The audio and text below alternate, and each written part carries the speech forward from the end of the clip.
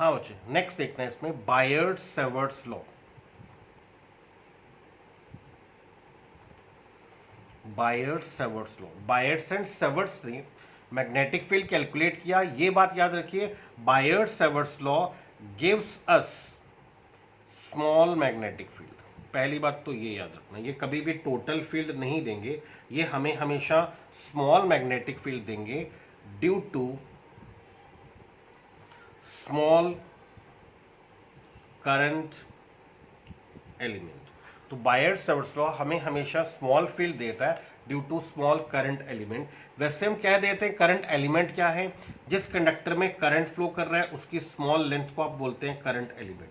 तो जिस कंडक्टर में करंट है उसकी स्मॉल एलिमेंट, उसकी स्मॉल लेंथ को बोल देते हैं करंट एलिमेंट। बट ये एग्जैक्ट डेफिनेशन नहीं है। एग्जैक्ट डेफिनेशन में हम लिखते हैं it is the product of current and the length of the small element जिसमें करंट फ्लो कर रहा है। कैसी क्वांटिटी है, वेक्टर क्वांटिटी। तो ये प्रोडक्ट है, किसका प्रोडक्ट है, it is the product of current और स्मॉल एलिमेंट जिसमें करंट फ्लो कर रहा है, उन दोनों का प्रोडक्ट। कैसी quantity, vector quantity. Current element vector quantity, और इसकी डायरेक्शन कौन सी होती है, जो करंट की डायरेक्शन। चलिए बाद में बात करते हैं। बायर्ड-सेवर्ट्स ने हमें दी small magnetic field due to small current element. तो ये हमने लिया एक करंट कैरिंग कंडक्टर, और ये हमने लिया इसका एक small element, infinitely small element is dl। इसका बहुत छोटा element is dl। This is current element. वो क्या कहता है, करंट एलिमेंट से r डिस्टेंस पर p पॉइंट पर थीटा एंगल पर, सुनना बच्चे, करंट एलिमेंट से r डिस्टेंस पर p पॉइंट पर थीटा एंगल पर स्मॉल मैग्नेटिक फील्ड। क्योंकि small magnetic field small element की वजह से थी, इसलिए हमने लिखा db। तो करंट एलिमेंट की वजह से r डिस्टेंस पर p पॉइंट पर थीटा एंगल पर small field is db। db किस पे डिपेंड करता है, करंट पे। करंट कितना स्ट्रांग है, जितना करंट ज्यादा होगा उतनी p पॉइंट पर फील्ड स्ट्रांग होगी। db किस पे डिपेंड करता है, इसकी लेंथ पे। जितनी इसकी लेंथ ज्यादा होगी उतनी p पॉइंट पर फील्ड स्ट्रांग होगी। db is directly proportional to sine theta. अगर थीटा 90 डिग्री है, मान लीजिए स्ट्रेट पड़ा है ऐसे, अगर ये स्ट्रेट पड़ा है and this theta is equal to 90 degree, तो p पॉइंट पर मैग्नेटिक फील्ड सबसे स्ट्रांग होगा। In that case p point पर फील्ड इज मैक्सिमम। तो depend on sine theta and db is inversely proportional to r square. तो p point पर small element की वजह से, स्मॉल एलिमेंट की वजह से r डिस्टेंस पर p पॉइंट पर थीटा एंगल पर स्मॉल फील्ड इज db। बायर्ड और सेवर्ट्स ने हमेशा स्मॉल फील्ड दी है due to small element. db depends on current, db depends on dl, db directly proportional to sine theta and db is inversely proportional to distance का square. Combining these four factors, combining 1 2 3 and 4, combining these four factors, we get db is directly proportional to I dl sin theta upon r square। और जब भी आप proportional हटाते हैं, आप कुछ constant लगाते हैं, तो आपने प्रोपोर्शनल हटाया, that means db is equal to k I dl sine theta upon R square. ये k हमारे पास कांस्टेंट ऑफ प्रोपोर्शनलिटी। वो कहते हैं CGS system the value of k is 1। तो k को अगर आप 1 पुट करेंगे सीजीएस सिस्टम के लिए, तो db आपको क्या मिलता है, I DL sine theta upon R square. ये हमारे पास सीजीएस सिस्टम में, बट सीजीएस नहीं पढ़ना है बच्चों, आपको ऐसे सिस्टम पढ़ना है। So in SI system the value of k is mu naught upon 4 pi. Where what was mu naught, आपको बताया था, जैसे आपने इलेक्ट्रिकल परमिटिविटी पढ़ा था वैसे ही मैग्नेटिक परमेबिलिटी। तो म्यू नॉट क्या था, magnetic permeability, ability to permit the magnetic lines, magnetic permeability of vacuum. तो म्यू नॉट हमारे पास कांस्टेंट है, इसकी वैल्यू क्या है, it is magnetic permeability of vacuum.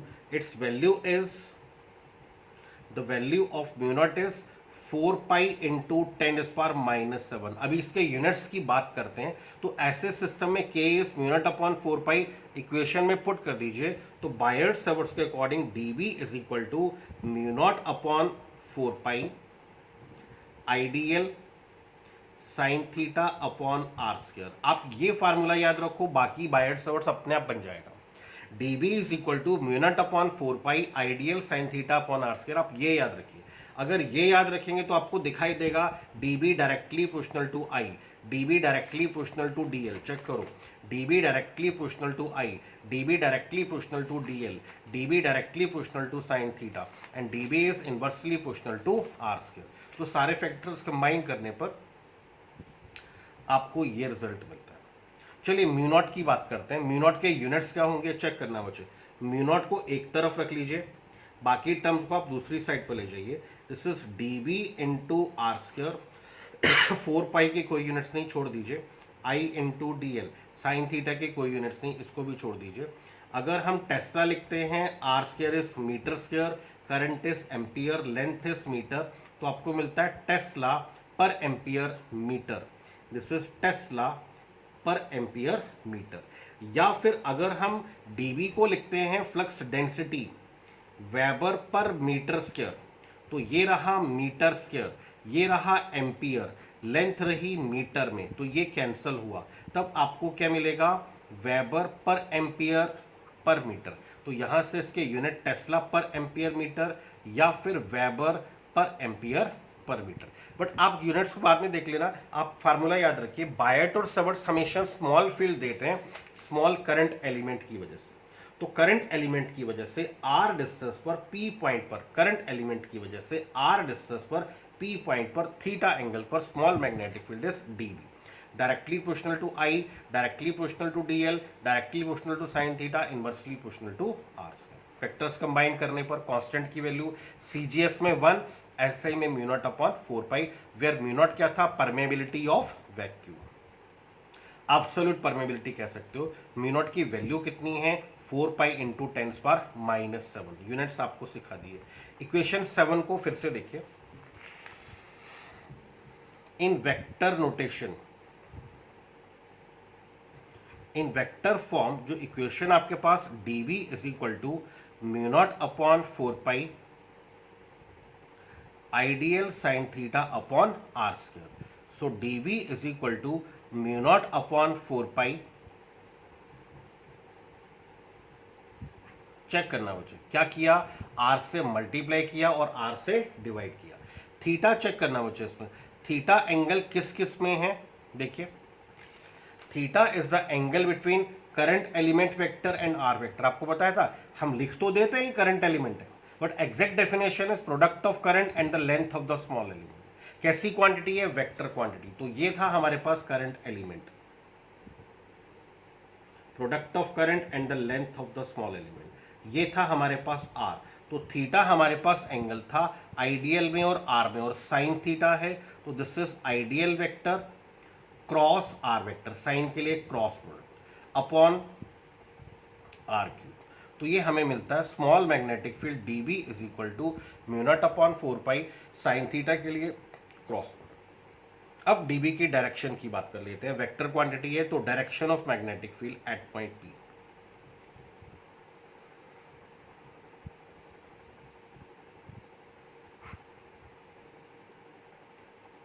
So direction of magnetic field at point P। मुझे एक चीज देखिए, मैग्नेटिक फील्ड चारों तरफ होगा ऐसे। अगर आपको यहां पर फील्ड निकालनी है, ये आपके पास करंट एलिमेंट है, मान लो स्ट्रेट कंडक्टर ही है, तो फील्ड तो चारों तरफ होगा।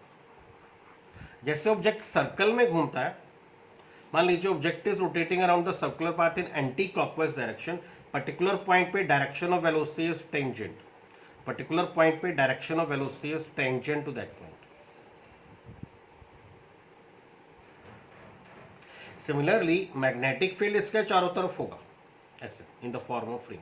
पर्टिकुलर पॉइंट पे फील्ड की डायरेक्शन क्या होगी, टेंजेंट टू दैट पॉइंट। तो आपको करना क्या है, थंब को करंट पे रखिए, थंब को करंट की डायरेक्शन पे रखिए, और कर्ल्ड फिंगर को वहां रखिए जहां फील्ड की डायरेक्शन निकलनी है, और टेंजेंट ड्रॉ करते जाइए, टेंजेंट टेंजेंट टेंजेंट टेंजेंट। तो अगर पी पॉइंट ये है तो field is tangent and is inward, tangent tangent tangent tangent tangent, and this is tangent and is outward, tangent tangent tangent, and this is tangent and is outward. So right hand curl rule, direction of magnetic field will be given by right handed curl rule. according to which curl the fingers of your right hand.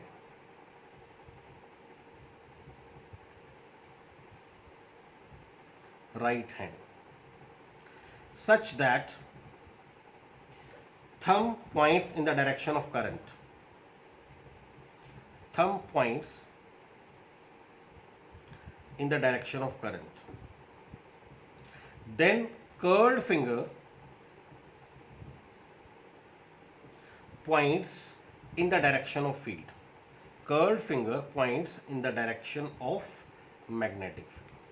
तो thumb को current पे रखिए, curled finger आपको magnetic field के direction, curled finger को वहां रखना जहां फील्ड की डायरेक्शन निकलनी है, तो कर्ल्ड फिंगर आपको मैग्नेटिक फील्ड की डायरेक्शन प्रोवाइड करेंगे। चलिए बच्चों।